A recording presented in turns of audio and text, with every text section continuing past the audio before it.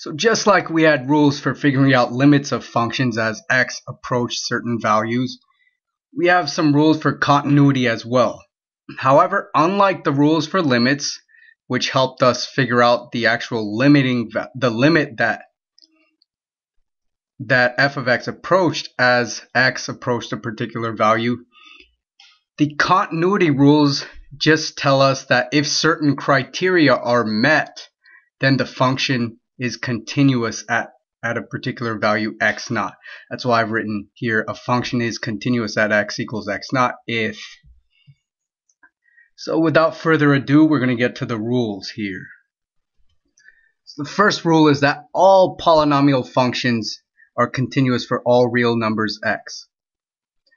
And here we're restricting ourselves to polynomial functions that involve x raised to positive integer powers. So if we're talking about a function of the form f of x equals a sub n x sub n plus a sub n minus 1 x sub n minus 1 plus a sub n minus 2 x to the n minus 2, or I should have said a sub n x to the n plus a sub n minus 1 x to the n minus 1 plus a sub n minus 2 x to the n minus 2, and so on and so forth until we have a sub 2 x squared plus a sub 1 x plus a naught. The n here is going to have to be a positive integer.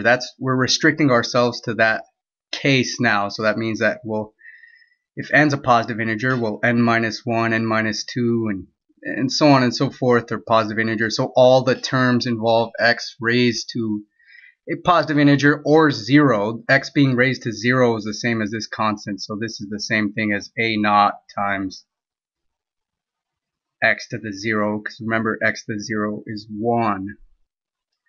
So all functions of this type where n's a positive integer are continuous.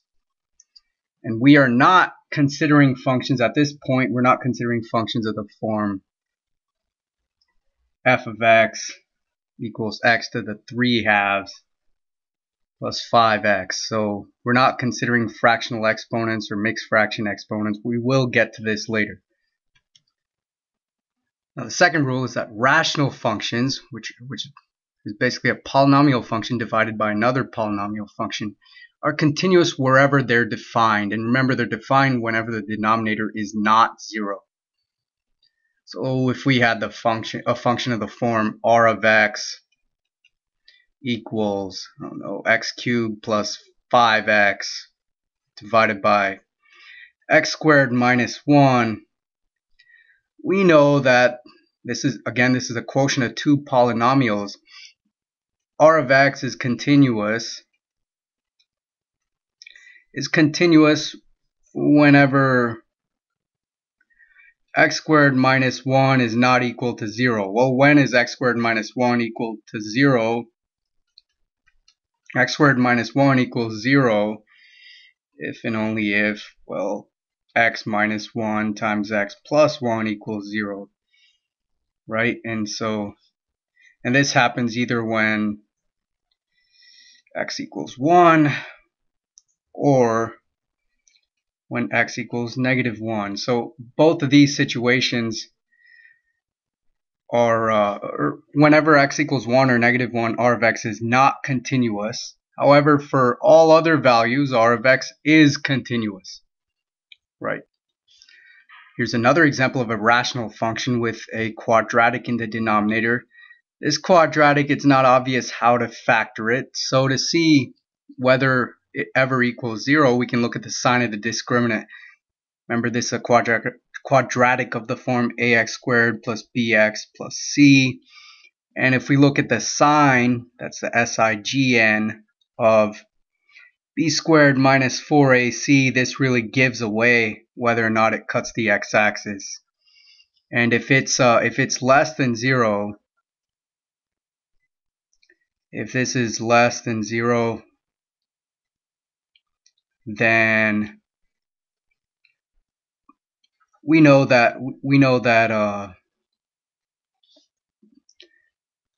this quadratic never cuts the x-axis. So then we know q of x is continuous for all x because this never equals 0 for all x. And in this case, the discriminant here is going to be 4 squared, so b squared minus 4ac equals 4 squared minus 4 times 3 times 5. So that's 16 minus 60. That's negative 44, and this is less than 0. So we can be certain that this function never cuts the x-axis. So this denominator is never equal to 0. So we know that q of x is continuous for all x. Continuous for all x. All real x, I should say. So we looked at polynomial functions and rational functions. Now we're going to look at the root function, f of x equals x to the power of 1 over n, also known as the nth root of x. Well, this function is continuous wherever it's defined. Remember that even roots are defined when x is greater than or equal to 0, so even roots are going to be continuous whenever x is greater than or equal to 0, and odd roots are defined for all real values of x. So for example, let's say we have g of x equals x to the 1/4. It's the same thing as saying the 4th root of x, and this is going to be continuous for x greater than or equal to 0, because that's where it's defined. Now suppose we had h of x equals x to the 1/5. Well, this is the 5th root of x. This is an odd root. So if the exponent in the denominator is odd, we know that this is going to be continuous for all real x. Because again, you can take the odd root of a negative number, but you cannot take the even root of a negative number. In the next video, we'll look at more continuity rules.